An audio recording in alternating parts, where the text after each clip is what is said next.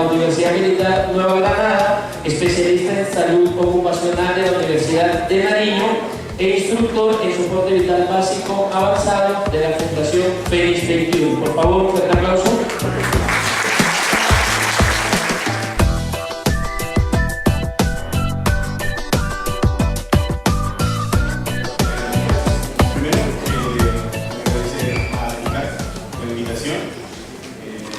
Agradecer muy especialmente a la doctora Gina Castro y al doctor Mauricio Chávez, que tuvieron la deferencia y la confianza para invitarme a hablar hablar de este tema que me parece que es muy importante y es muy pertinente del sistema de gestión de seguridad y salud en el trabajo.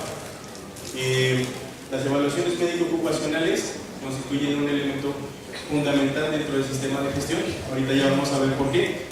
Voy a tratar de hacer que la clase, que la charla no sea algo netamente magistral, sino que vamos a contextualizar esto a lo que es real.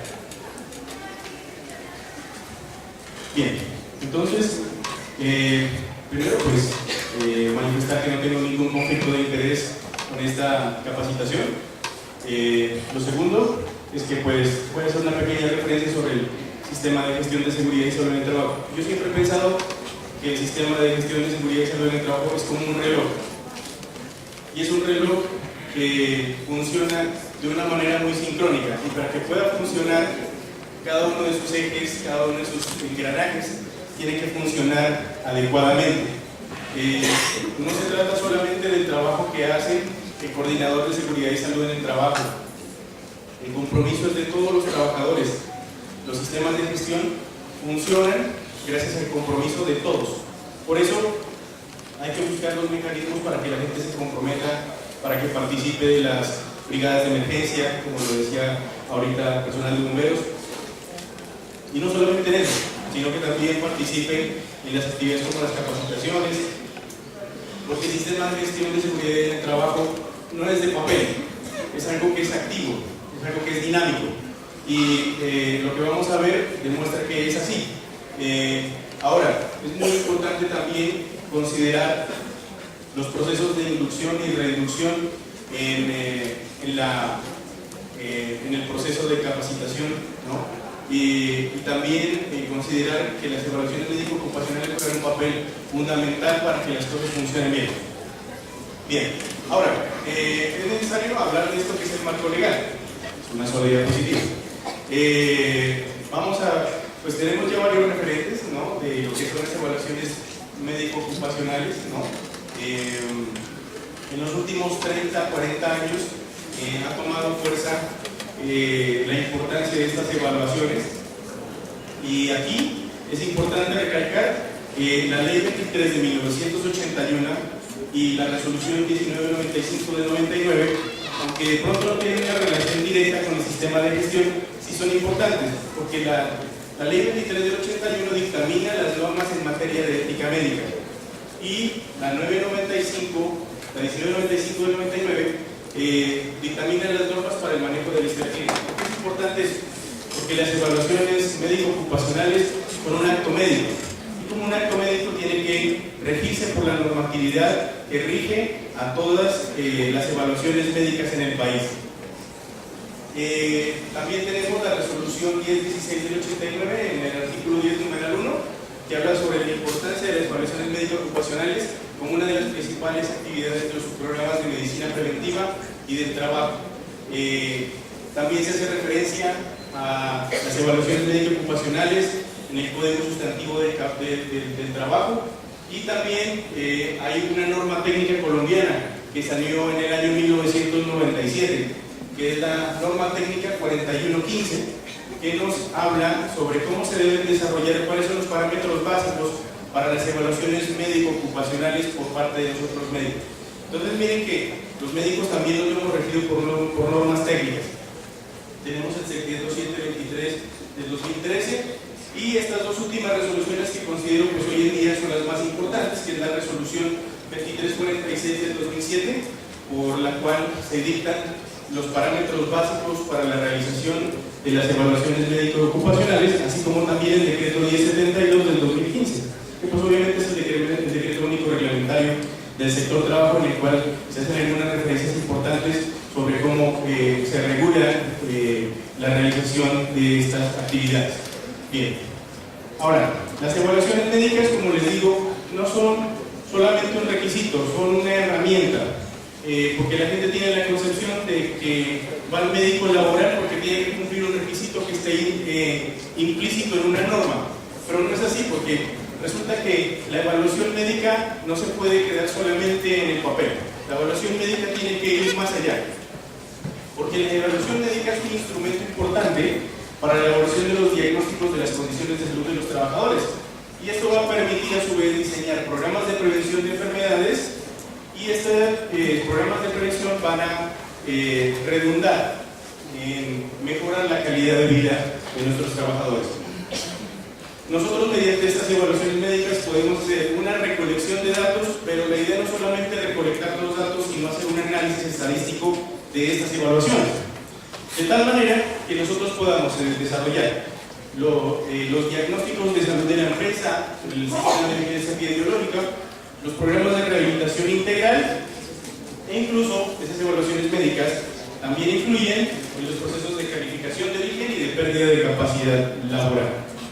Bien, importante, antes de que hablemos de las evaluaciones, es importante que hablemos de algo que es real, y es que cuando nosotros vamos a invertir en evaluaciones médico-laborales, esa inversión tiene que estar bien hecha. La idea es que nosotros, cuando vamos a buscar un proveedor de evaluaciones médico-laborales, tenemos que saber qué es lo que queremos o qué es lo que esperamos encontrar de esas evaluaciones médico-ocupacionales, para que la inversión que yo le haga a esas evaluaciones realmente sí sea útil. En conclusión, no boten su plata. Si van a hacer una inversión, háganla bien. Ahora, que su inversión no se convierta en un gasto, ¿sí? Si ustedes van a invertir en una evaluación médico-ocupacional, estructuren bien antes de poder hacer una evaluación. Recuerden, en la elaboración de su sistema de gestión de seguridad y salud en el trabajo todavía está vigente su ciclo PHBA.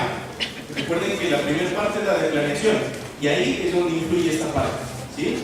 Entonces deben tener en cuenta cuáles son las funciones que cumple cada trabajador en la empresa, el tipo de riesgo en el que está clasificada la empresa, los factores de riesgo a los que se ve expuesto el trabajador durante el desempeño de sus funciones, y el perfil de cargo de cada trabajador y la demanda física y mental derivada. Y esto se resume en este último punto, que es el profesional. Por eso es muy importante que nosotros tengamos todos estos factores en cuenta para elaborar ese profesiograma. Pero bueno, aquí muchos se preguntarán, ¿para qué sirve el profesiograma? ¿Yo qué hago con esta información? Pues el profesiograma nos sirve para establecer y organizar conexiones técnicas y administrativas entre los diferentes puestos de trabajo dentro de la empresa. De esa manera nosotros podemos definir las características de cada puesto de trabajo, establecer las competencias fundamentales que debe tener cada persona quien ocupe el cargo. Es importante poder establecer qué es lo que nosotros esperamos o cuál es el perfil que esperamos que cumpla el trabajador en su cargo, para que de esa manera minimicemos el riesgo de lesiones, para que de esa manera el trabajador se sienta a gusto con la función que está cumpliendo, para que el trabajador cumpla y sea productivo. Además, permite interrelacionar la relación de cada puesto de trabajo con tres ámbitos organizacionales que son muy importantes, que son el talento humano, la seguridad y salud en el trabajo. Para construir el profesiograma necesitamos unas herramientas básicas, y lo primero que tenemos que tener es construir una matriz de peligros, que básicamente es un requisito fundamental para que su sistema de gestión de seguridad y salud del trabajo funcione. Pero para hacer esto, la persona que gestiona o las personas que gestionan el sistema de seguridad y salud del trabajo, ¿qué necesitan? Conocer la empresa. Lo primero que tiene que tener, o el primer requisito que tiene que tener una persona para ser contratada en un sistema, para elaborar un sistema de gestión de seguridad y salud del trabajo, diseñarlo e implementarlo, es conocer la empresa, meterse en la empresa. Si usted no conoce la empresa, yo le aseguro que lo que usted va a hacer no va a lograr los resultados esperados. Y no solamente conocer la estructura organizacional, sino también conocer la estructura física. Porque de nada sirve que usted vaya a plantear una matriz de riesgos si no se ha dado un recorrido por la empresa. Incluso hay algunas personas que se atreven a cumplir temporalmente las funciones de los trabajadores para probar cómo es. Y aquí también, de ahí se deriva también tener en cuenta los perfiles de cargo. Y cuando hablamos de perfiles de cargo es básicamente buscar cuáles son las características compatibles, ¿sí?, del trabajador para un determinado cargo. Porque es muy diferente, por ejemplo, buscar, ¿sí?, lo que buscaremos en un trabajador que queremos que realice una obra arquitectónica, ¿no?, a diferente de lo que hace, por ejemplo, una persona que va a estar en una oficina, ¿no? Entonces, el perfil de cargo va a ser muy importante. También tener en cuenta los estudios de higiene y de ambiente en el trabajo. De ahí, tener en cuenta que todos los ambientes laborales son distintos. Decía Cami Cabo durante la disertación que hizo sobre brigadas de emergencia, decía, gracias a Dios no tenemos empresas grandes. Yo lo contrario, lástima que no tenemos empresas grandes. Porque si tuviéramos empresas grandes, yo les aseguro que nuestro departamento tendría mucho más progreso y generaríamos más empleo. Entonces, cuando tenemos empresas grandes o pequeñas o medianas, tenemos que buscar cuáles son los factores de riesgo que hay y debemos de pronto conducir estudios de higiene y de ambiente, hacer esas mediciones. Ahora, tenemos que tener en cuenta los índices biológicos de exposición. Esto aplica no para todas las empresas, ya que hay algunas empresas que cumplen funciones netamente administrativas, y también los indicadores del sistema de vigilancia epidemiológica que se hayan establecido a partir de la planeación y de lo que tengamos montado dentro de la empresa. Ahora, cuando nosotros vamos a remitir a una evaluación de medicina ocupacional, esa remisión es muy sencilla. ¿Qué debe incluir? El nombre del trabajador y su número de identificación, el cargo, el tipo de examen que requiere el trabajador y las pruebas anexas, que de eso vamos a hablar más adelante. También hacer un breve resumen del perfil de cargo y los factores de riesgo a los que se expone el trabajador durante el cumplimiento de la labor. Esto, pues obviamente, los factores de riesgo que son más importantes. Ahora, de pronto ustedes dirán, pero bueno, esto debe ser complicadísimo de hacer, pero resulta que no. Es supremamente fácil y es algo que se hace en una hoja de papel. Ahora, de pronto ustedes dirán, bueno, pero yo nunca he hecho eso, ¿sí? Entonces yo para eso traje un ejemplo, ¿no? Entonces miren, este es un ejemplo, ¿no? Aquí está la fecha en la que se hace la revisión. Aquí tenemos bueno, el nombre de la empresa que va a ejecutar la evaluación, ¿no? Y aquí nosotros hacemos la solicitud de evaluación médico-laboral y aquí de una vez decimos qué tipo de evaluación del trabajador. Pedimos una evaluación médica de ingreso. Entonces aquí colocamos los datos de la persona que va a ser sometida a la evaluación, el cargo, ¿no? Y aquí, obviamente, vamos a hacer un pequeño resumen del perfil de cargo. Miren que aquí en este ejercicio me demoré haciéndolo en 3 renglones, ¿sí? Lo importante es que el médico que va a hacer la evaluación médico-ocupacional sepa a qué se está enfrentando. Porque muchos trabajadores, ¿sí?, no tienen la capacidad de escribir bien sus funciones. Entonces, la idea es que el médico no tenga que, como a veces nos toca a los médicos, a tira buzón, sacar cuáles son las funciones del trabajador, sino que nosotros tengamos idea de qué está haciendo el trabajador en la empresa. Y además, como les decía, tener un pequeño esquema de los riesgos a los que se expone el paciente al que vamos a evaluar, ¿sí? Entonces, si nosotros sabemos cuáles son los factores de riesgo que tiene esta persona, probablemente vamos a hacer una evaluación focalizada hacia lo que requiere la empresa. Y obviamente, en algunas de estas evaluaciones también se van a incluir dentro de esta carta cuáles son los exámenes que requiere el trabajador. Probablemente va a requerir unos exámenes de sangre, probablemente va a requerir unas imágenes diagnósticas, probablemente va a requerir unas pruebas psicológicas, que son muy importantes en muchos cargos, ¿sí? También algunas evaluaciones adicionales, como por ejemplo los trabajadores de alturas, que ahorita vamos a hablar brevemente de eso, ¿no? Y pues ese es como, digamos, este es como un modelo de cómo ustedes harían una revisión a un examen médico ocupacional. Bien, ahora, ¿qué es una evaluación médico ocupacional? ¿No? Entonces, ahora sí adentrándonos en materia, ¿no? Porque esto a veces genera muchas dudas entre los trabajadores y entre los mismos empleadores, y es un acto médico mediante el cual se interroga y examina al trabajador con el objetivo de monitorear la exposición a factores de riesgo y determinar la existencia de consecuencias en la persona por dicha exposición. Entonces, nos permite establecer dos cosas que son fundamentales, y son las condiciones de salud existentes en el trabajador y su influencia sobre su desempeño laboral, y hacer un diagnóstico precoz de las posibles enfermedades laborales.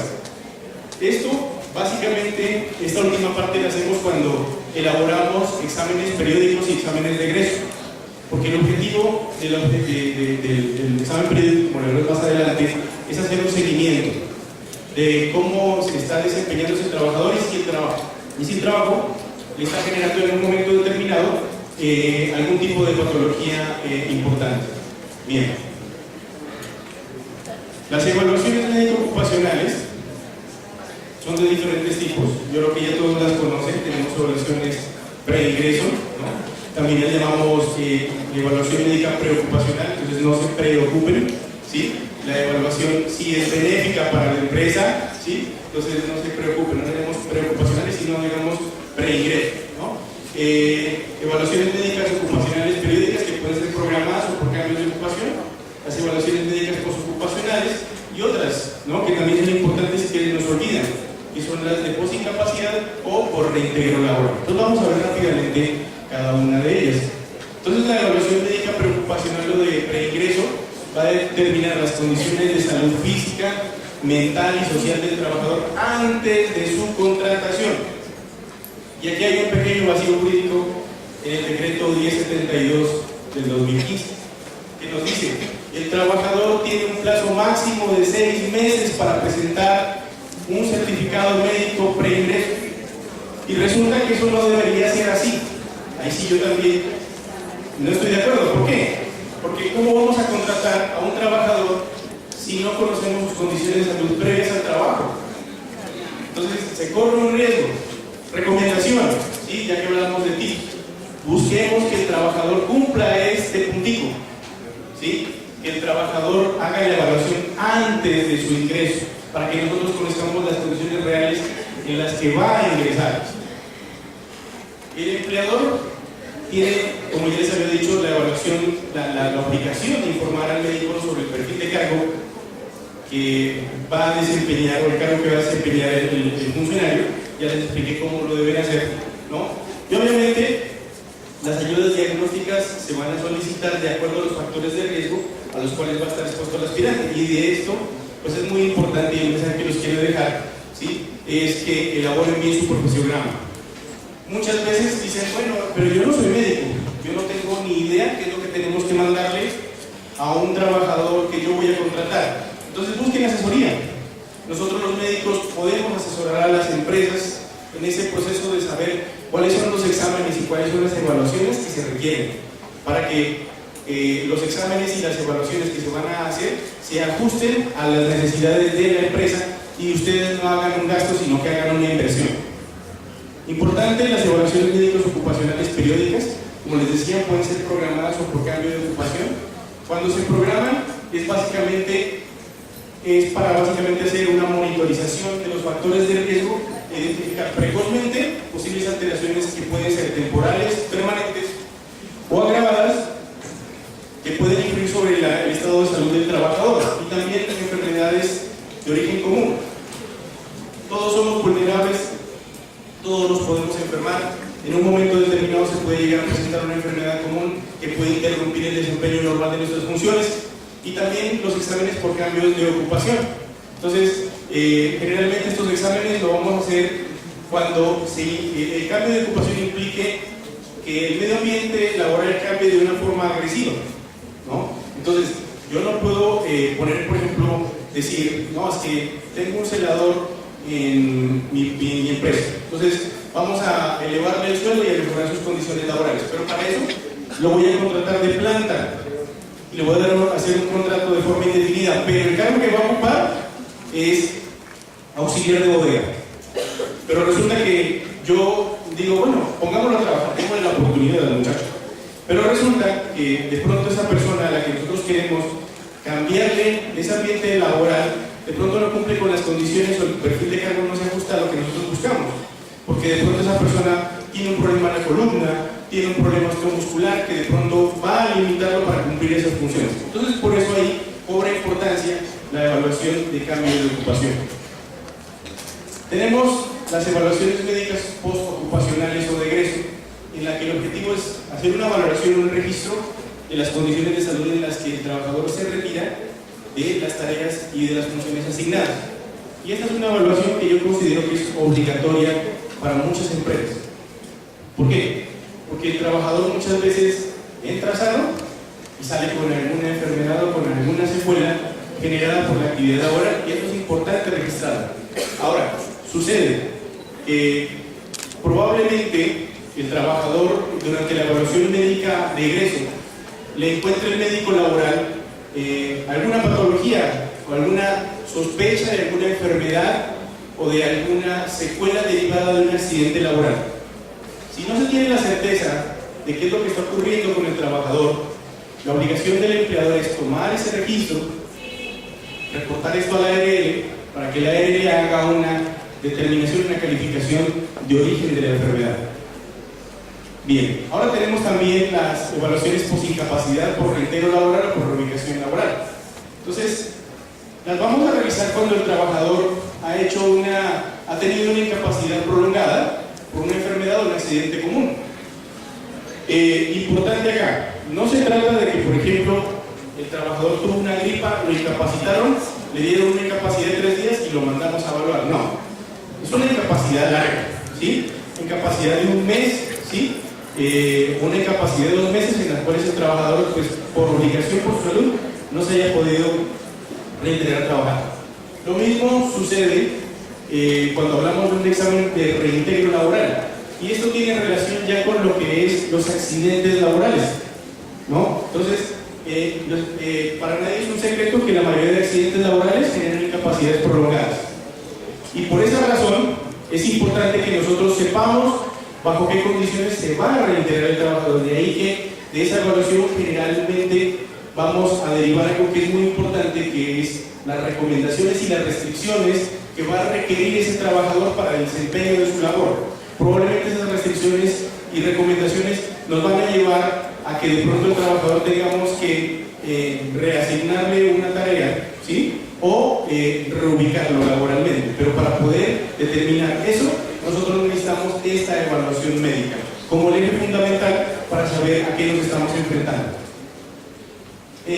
Habíamos hablado de las pruebas adicionales dentro de la evaluación médico-laboral, ¿no? Entonces, aquí les traje 2 ejemplos, y una de las pruebas más comunes que se solicitan es el énfasis osteomuscular y las evaluaciones de función vestibular. Las pruebas son importantes porque nos van a determinar si el trabajador tiene alguna disfunción, por ejemplo, en su aparato locomotor, que lo limite para hacer cierto tipo de actividades. Y a partir de ¿cómo vamos a solicitar esto? A partir del profesiograma. Por eso les digo, el profesiograma es muy importante para que ustedes hagan una buena inversión.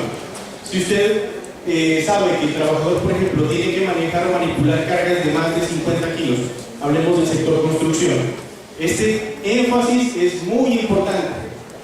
Si usted sabe que, por ejemplo, la persona que tiene que desarrollar la tarea tiene que estar de pronto desarrollando un trabajo en alturas, que también aplica al sector construcción, no solamente le voy a hacer este énfasis osteomuscular, sino que también le voy a hacer una prueba de función vestibular y le voy a pedir otros exámenes.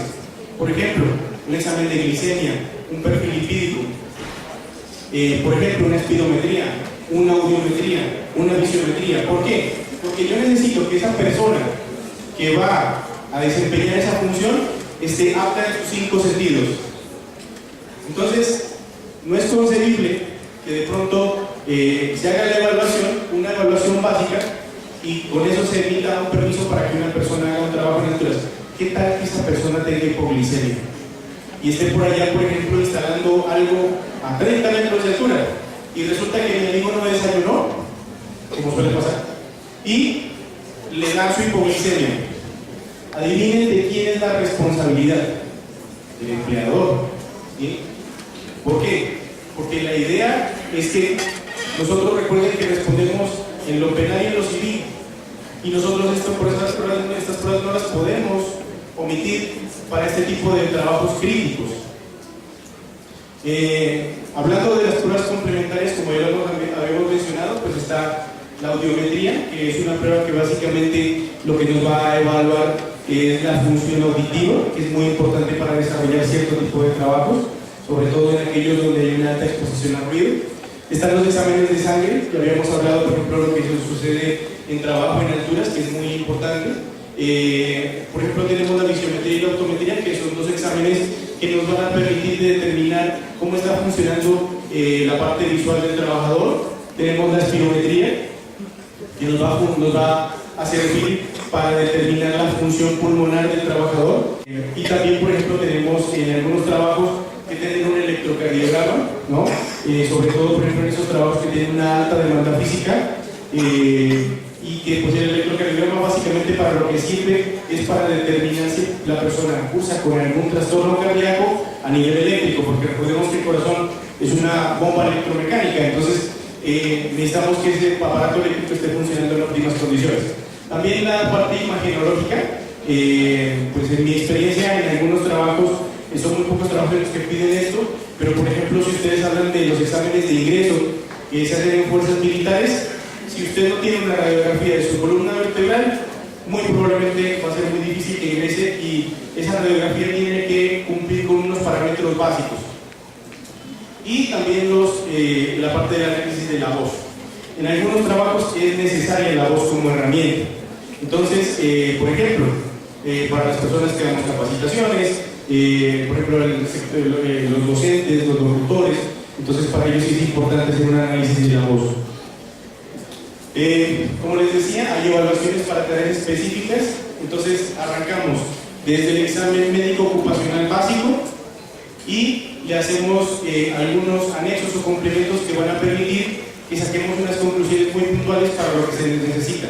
Y son básicamente las tareas específicas o críticas, como el trabajo en alturas, el trabajo en espacios confinados, el trabajo en temperaturas extremas, que es calor y frío, ¿no? Porque muchas veces asociamos pruebas específicas para las personas que trabajan con calor. Por ejemplo, el sector de la metalurgia. Pero recordemos que también están, por ejemplo, las personas que trabajan en frigoríficos, ¿sí? Que están expuestas al frío. También los manipuladores de alimentos, ¿no? Que requieren unos exámenes que son muy puntuales. Y también un punto aquí muy importante, que son las personas que manejan vehículos, la parte de conducción vehicular. Recuerden que el conductor tiene que estar en sus 5 sentidos para poder desarrollar la actividad que va a ejecutar, porque tiene que ser una actividad segura. De hecho, si ustedes van, por ejemplo, al terminal de Pasto, en algunas empresas, en la gran mayoría de las empresas, antes de que la persona conduzca, es sometido a una serie de pruebas y de una evaluación médica antes de ejecutar su tarea. Y también, por ejemplo, las personas que van a manejar armamento. Y ahí, por ejemplo, influye mucho la evaluación del psicólogo, ¿sí? Las evaluaciones psicológicas, esos test que nos van a poder determinar si la persona realmente tiene la aptitud para poder manejar armamento, y que muchas veces no se aplican.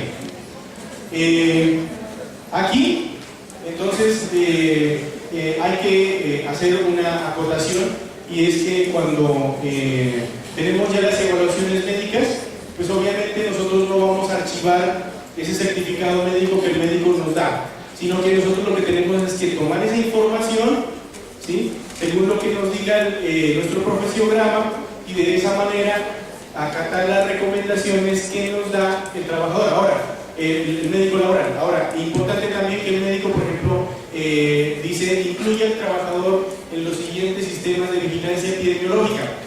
Entonces, es bueno tener en cuenta ese concepto, porque muchas veces a nosotros, dentro de nuestro profesiograma, se nos escapan esos detalles. Y decimos, yo he incluido a este trabajador en este sistema de vigilancia epidemiológica cardiovascular. No me he dado cuenta que mi trabajador tiene sobrepeso, además de eso tiene cardiopatía y tiene una dislipidemia. Entonces, qué bueno sería meterlo en un sistema de vigilancia epidemiológica que nos permita mejorar las condiciones de salud de ese trabajador. Y aquí es donde yo me doy látigo y le damos látigo a todos, y es los errores comunes relacionados con las evaluaciones médico-ocupacionales. Y aquí voy a hablar de los errores que cometen las empresas, pero también voy a hablar de los errores que cometen los médicos y que cometen las IPS y que hay que tener en cuenta. Entonces, de parte de las empresas, copiar el profesiograma de otra empresa. copie y pegue. ¿Por qué no se debe hacer esto? Porque resulta que esta copia, ¿sí?, no va a reflejar la realidad de la empresa. Por eso los invito a que ustedes, como gestores de su sistema de gestión de seguridad y salud del trabajo, conozcan la empresa, para que de esa manera ese profesiograma se adapte a la realidad del trabajador. No validar las pruebas que se piden en el profesiograma, es decir, que nosotros vamos pidiendo evaluaciones por pedirlas y de pronto no nos asesoramos de alguien que tenga conocimiento en qué pruebas se le debe solicitar al trabajador dependiendo de la actividad que va a realizar. No garantizar que se realicen evaluaciones médico-ocupacionales, esto es muy importante, ¿sí? Porque nosotros en algunas empresas no sometemos, por ejemplo, a nuestros trabajadores a esas evaluaciones periódicas y no lo hacemos básicamente por descuido y porque pensamos que esto es un gasto que es oneroso y lo vemos como un gasto porque no le vemos la utilidad, pero cuando realizamos un buen profesiograma sí encontramos la utilidad de la evaluación. También no explicarle al trabajador las condiciones en las que debe ir la evaluación médico-laboral y los exámenes. Este error no solamente es de la empresa, también es de las IPS y de los médicos laborales. ¿Por qué? Porque si yo, por ejemplo, tengo un trabajador que va a hacer alturas y le voy a pedir los exámenes de sangre, yo le digo, no, vaya, hágase la evaluación. El médico le dice, y llega donde el médico y le dice, bueno, aquí le vamos a hacer sus exámenes de laboratorio, luego pasa conmigo y le hacemos su examen físico. Y el trabajador dice, ¿exámenes de cuáles? ¿De sangre? Y uno le dice, ¿piden ayudas? No. ¿Le contaron? Tampoco. Entonces, perdemos el tiempo y perdemos un día de trabajo. Entonces, la idea es que le expliquemos al trabajador a qué se va a ver enfrentada la evaluación médico-laboral. También no ordenar la evaluación médico-laboral por reintegro, por sin capacidad o por cambio de ocupación. Esto es muy importante, ya lo hemos mencionado, porque la idea es que busquemos que la evaluación médica realmente logre el resultado que buscamos y es hacer que las condiciones en las cuales va a laborar el trabajador en su nuevo cargo realmente sí sean seguras. Bien, también poner el resultado de las evaluaciones médicas dentro de la hoja de vida del trabajador es otro error que es muy común. Entonces, las evaluaciones médicas, el resultado de las evaluaciones médicas que nosotros entregamos a las empresas tienen que ser sometidas a reserva como parte de la historia clínica. Entonces, ese concepto de medicina laboral no se puede divulgar, no puede servir como un elemento para juzgar la contratación de un empleado o para revalidar su contratación. También hacer un solo tipo de evaluación médica ocupacional porque a veces nos quedamos solo con la evaluación médica de ingreso y entonces nos olvidamos de hacer el seguimiento epidemiológico de las enfermedades de los trabajadores. También permitir que un trabajador labore sin tener un examen médico laboral de ingreso, de reintegro o por sin capacidad. Y esto sí que es importante. Y por eso les digo que tengo esa pequeña discrepancia con la 1072. Y por eso les digo que es importante que el trabajador, antes de iniciar el proceso de contratación, tiene que tener su examen de ingreso de salud ocupacional para saber en qué condiciones ingresa ese trabajador en nuestra empresa. Ahora, muchos trabajadores por el afán de buscar ese contrato le van a decir, no, tranquilo, no se preocupe, contráteme así, yo hago la labor y no, sí, ese examen no es importante, ¿sí? Pero eso es como si el trabajador también estuviera diciendo, no, entonces mire, no me afilie a la ERL, no me afilie a riesgos profesionales y no me afilie a salud. Así de sencillo, porque usted está contratando un trabajador a ciegas. Cosa que no debe ser así, porque la idea es que si usted va a contratar a una persona, lo haga conociendo las condiciones de salud de las que se encuentra. Y no solicitar un examen médico de retiro. Entonces las empresas deben solicitar los exámenes médicos de retiro al trabajador. El Código Sustantivo del Trabajo nos dice que la empresa solicita el examen médico y a partir del momento en que se solicita el examen, el trabajador tiene 5 días hábiles para presentarse a su evaluación médico-laboral. Si el trabajador no se presenta, asumimos que el trabajador sale en buenas condiciones. ¿Quién sale perdido ahí? El trabajador. Entonces, por esa razón es importante que el trabajador se someta a esta evaluación, porque no sabemos si este trabajador de pronto tiene una enfermedad derivada de su actividad laboral.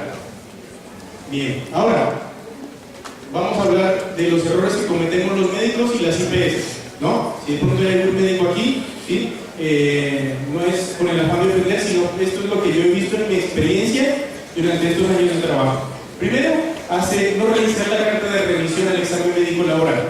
Muchas veces el médico, por el afán de hacer la evaluación, no revisa esa carta y no ve el perfil de cargo del trabajador. Entonces tomémonos un momento y en esa hojita de papel que nos está remitiendo la empresa, leámosla para saber qué riesgos son los que está expuesto el trabajador y de esa manera hacer una evaluación focalizada y completa. Hacer las evaluaciones médico-laborales de forma inapropiada y rápida. Entonces, les recuerdo a mis colegas médicos que nosotros, antes de ser salubristas, somos médicos y nosotros cumplimos con una ley de ética médica y nos sometemos a esa ley y no dejamos de ser médicos por ser salubristas. Antes, por el contrario, tenemos que ser más estrictos en nuestras evaluaciones.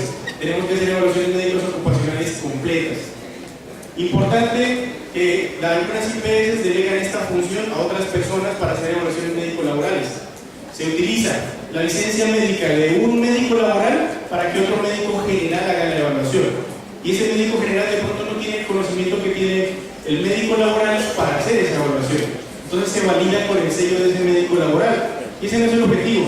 El objetivo es que hagamos evaluaciones médico-laborales por parte de médicos que tengan la licencia y la preparación para hacer este tipo de exámenes. También no firmar la historia clínica ni el resultado de evaluación médico-laboral por parte ni del médico ni del trabajador. Una evaluación médico-laboral que no tiene firma por parte del médico y de la persona evaluada no tiene ninguna validez. Así de sencillo. Entonces, cuando usted le reciba una evaluación médico-laboral, esa evaluación tiene que estar firmada por el trabajador. ¿Sí? En algunas empresas optan por colocar la huella digital del trabajador. Lo importante es que exista algo físico que nos permita determinar que sí se hizo la evaluación y que sí es fiable y que tenemos el número de registro de la persona que ha hecho la evaluación. También entregar la historia médico-laboral al trabajador de la empresa. Muchas veces, algunas empresas, algunas IPS, lo que hacen es remitir la evaluación completa a la empresa. Eso no se debe hacer. Recuerden, la historia clínica laboral es un documento que tiene que estar sometido a reserva. Y como tiene que estar sometido a reserva, lo que nosotros como médicos laborales entregamos es el certificado o el resultado de la evaluación médico-laboral. Lo mismo que otro error común es aceptar realizar las evaluaciones médico-laborales en lugares inadecuados. Entonces, muchas veces nosotros como médicos laborales le ofrecemos a la empresa la opción de decirle a la empresa, bueno, vamos a hacer la evaluación y entonces por tiempo la vamos a hacer en su empresa. Y de pronto el espacio que nos ofrecen para hacer esa evaluación pues no cumple realmente con las condiciones que nosotros quisiéramos. ¿Y cuáles son básicamente esas condiciones? Que sea un lugar limpio, amplio, en el que nosotros podemos instalar una camilla, un tallímetro, una báscula, donde el trabajador esté. Si nosotros le solicitamos al trabajador que se quite su ropa para hacerle la evaluación, que el trabajador tenga el espacio y la tranquilidad para hacerlo. Que nosotros de pronto le podamos ofrecer una bata al trabajador para que esté tranquilo durante la evaluación. Que esa evaluación sea integral. Entonces, hacer esas evaluaciones también tiene que cumplir unos parámetros básicos, que es lo que nos dan las normas de habilitación para hacer exámenes médicos. También no justificar con claridad las recomendaciones o las restricciones laborales. Recuerden que cuando nosotros vamos a emitir un concepto de medicina laboral, ese concepto de medicina laboral lo va a recibir una persona que de pronto no es médico o que de pronto no es un profesional de la salud. Entonces, la idea es que tratemos de hacer entendible lo que a veces es difícil de explicar. Entonces, la idea es que tratemos de dar un concepto sin salirnos de los parámetros técnicos, pero que sea un concepto comprensible y obviamente que esas recomendaciones, estas restricciones tengan una justificación válida, ¿sí? Porque yo no puedo decir que a un trabajador se le deben reasignar tareas si no tengo una justificación o un porqué. Porque esa es la pregunta que se hace al trabajador o el empleador cuando recibe el certificado. Dice, al trabajador tenemos que reasignarle tareas, pero la pregunta es, ¿por qué? ¿Sí? ¿Por qué? ¿Sí? Si este trabajador viene cumpliendo una determinada función, ¿por qué tengo que reubicarlo? ¿Por qué tengo que darle una recomendación específica? Entonces la idea es justificar la razón por la cual lo estamos haciendo. Ahora bien, voy a hablar así brevemente de estas tres conclusiones de esta charla, y es básicamente que las valoraciones médicas ocupacionales, como les digo, más que un requisito, las tenemos que ver como una herramienta. Si la aplicamos bien, va a generar los resultados veraces y nos va a dar unos resultados que van a adecuarse a las necesidades de la empresa, pero que para que pueda ser así, nosotros requerimos que diseñemos un profesiograma muy bien estructurado y que esté técnicamente justificado. Y esa justificación técnica va a permitir que los recursos que invirtamos en las evaluaciones médicas ocupacionales sean eficientes y eficaces.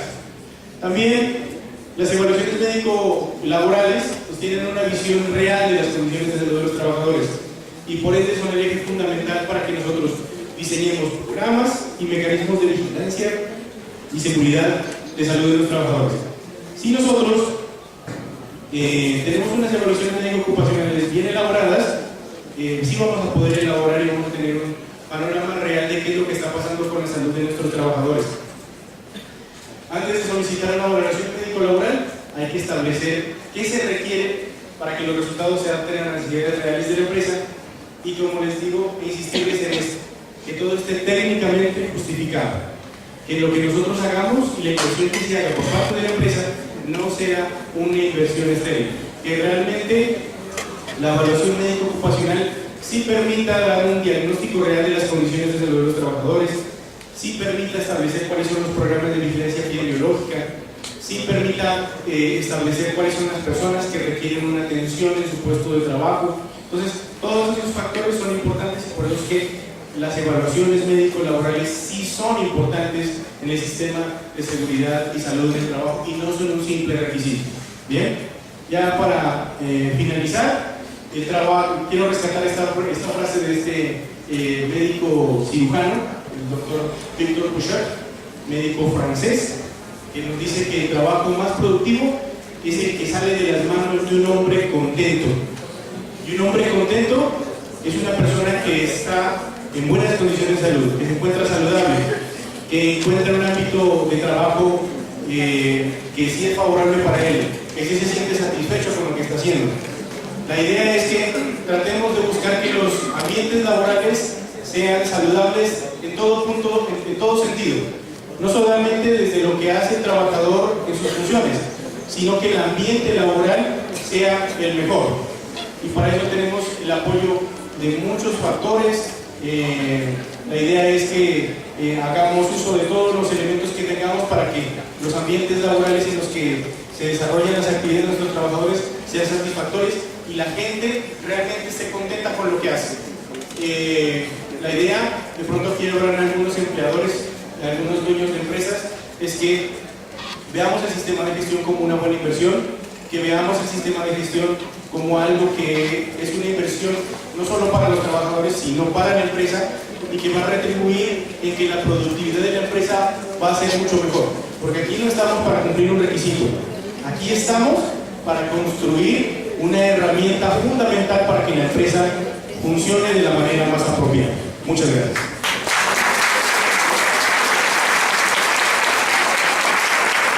Bien, muchas gracias, doctor. Excelente. Nos vamos a dar 10 minuticos aquí para responder porque hay muchas preguntas, escogimos algunas puntuales.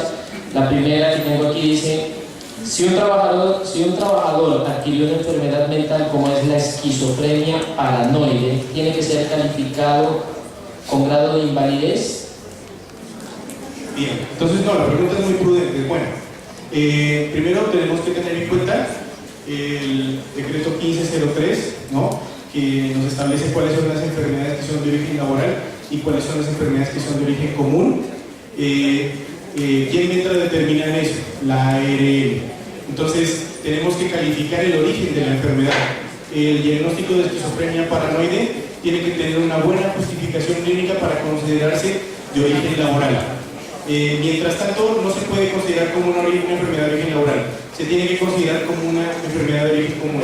Entonces hay un papel muy importante la ARL, porque la ARL es la que debe remitir al médico laboral a ese trabajador, para que ese médico laboral le haga las evaluaciones pertinentes, y luego de hacer esa evaluación, entonces se determine si esa enfermedad es de origen laboral, si es de origen común, y si se llega a determinar que es de origen laboral, pues se hará el tratamiento y las prestaciones a las que requiera el trabajador. Muy bien, muchas gracias, doctor. Otra preguntita por aquí es, el examen de colinesterasa, ¿se debe aplicar a qué actividades y con qué periodicidad? Bueno, entonces el examen de colinesterasa es un examen que básicamente se aplica para los trabajadores que, por ejemplo, están expuestos en el sector de la agroindustria, ¿no? Los que trabajan con agroquímicos, la periodicidad va a depender del grado de exposición del trabajador a esas sustancias químicas que pueden llegar a generar toxicidad en el organismo. La periodicidad la tiene que establecer la empresa según el grado de exposición. Es recomendable que el examen se debe hacer como mínimo una vez al año, pero idealmente yo recomendaría que si esa persona, por ejemplo, es un ingeniero agrónomo que tiene que estar manipulando químicos todo el tiempo, lo ideal sería que se lo haga por lo menos cada 6 meses y someter a ese trabajador a una evaluación periódica con los exámenes clínicos respectivos, entre los que también sería importante evaluar la función hepática del trabajador, ya que recordemos que este tipo de sustancias químicas, aunque utilicemos los elementos de protección personal, todo tóxico, dependiendo de la dosis, puede llegar a ser absorbido por diferentes vías. No solamente está la vía gastrointestinal, también, por ejemplo, está la vía respiratoria, la vía cutánea, las mucosas también pueden absorber sustancias químicas. De ahí la importancia de hablar de lo que estábamos comentando en las disertaciones, y es el utilizar los elementos de protección personal. Entonces, un examen de colinesterasa tiene que hacerse, considero, con esa periodicidad, pero básicamente va a todo depender del nivel de exposición de riesgo al cual esté expuesto el trabajador. Listo, Doc, hay una pregunta, es la siguiente. Si un trabajador se retira por un periodo de 3 meses e ingresa nuevamente al mismo cargo, ¿se debe hacer nuevamente el examen médico de ingreso? Bien, entonces, en ese sentido, lo que nos dice la normatividad es que un examen médico de ingreso tiene una validez de 2 años, decreto 1072 del 2015, ¿sí? Pero todo depende de los parámetros que implemente la empresa a partir de lo que les digo, del profesional. Si es una tarea crítica, es necesario que el trabajador vuelva a someterse a esa evaluación médica, ¿sí? Porque ustedes no saben bajo qué condiciones va a ingresar el trabajador. En esos 3 meses pudieron haber pasado muchas cosas, ¿sí? Y la única forma de determinar la situación clínica del paciente es haciendo una evaluación médica. Entonces, nosotros muchas veces nos confiamos de palabra, ¿no? Pero los médicos nos confiamos de juicio. Y el juicio clínico es el que determina cuál es la condición real de salud del paciente. La verdad, tenemos muchas preguntas, alrededor de 30 preguntas, pero el tiempo no nos permite. Posteriormente estaremos programando con el doctor un foro en línea para los que quieran participar, y estaremos viendo la invitación. A la restricción o recomendación se debe colocar específicamente la enfermedad o la patología encontrada en la vida que imagina el concepto médico ocupacional.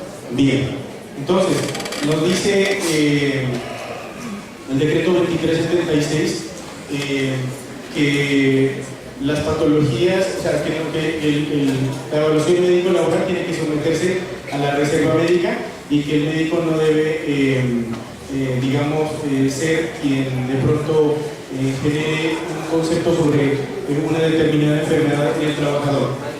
En algunos casos especiales sí es necesario hacer referencia a cierto tipo de patologías que presenta el paciente. ¿Por qué razón? Porque resulta que hay ciertas enfermedades que sí influyen en el desempeño del trabajador. Por ejemplo, si el paciente o por ejemplo el trabajador tienen una discapacidad, ¿no? En alguna ocasión, voy a referirme a un ejemplo que tuve con una empresa, ¿no? En una determinada empresa decidió hacer un programa de inclusión laboral, y en ese programa de inclusión laboral determinó que las personas que iban a desarrollar la actividad laboral lo iban a hacer en un call center, simplemente contestando llamadas telefónicas. Y para ello, las personas que iban a hacer en el programa de inclusión laboral eran personas que tenían algún grado de limitación física, ¿sí?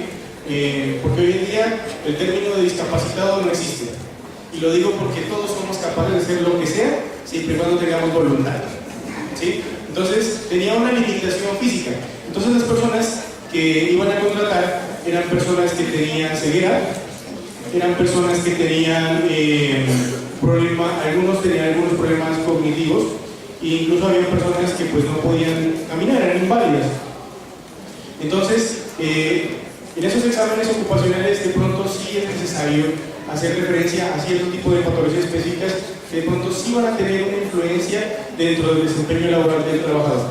Van a haber otras enfermedades a las cuales nosotros no debemos hacer referencia, porque la idea es que el concepto médico laboral no debe generar un concepto de aptitud, ¿sí? Por eso el concepto de apto o no apto está abolido. Nosotros de lo que hablamos es básicamente si el trabajador tiene o no tiene restricciones para realizar cierto tipo de actividades y si la persona que va a desarrollar la actividad laboral tiene un cierto tipo de recomendaciones específicas para desarrollar ese tipo de actividad. Muy bien, muchas gracias.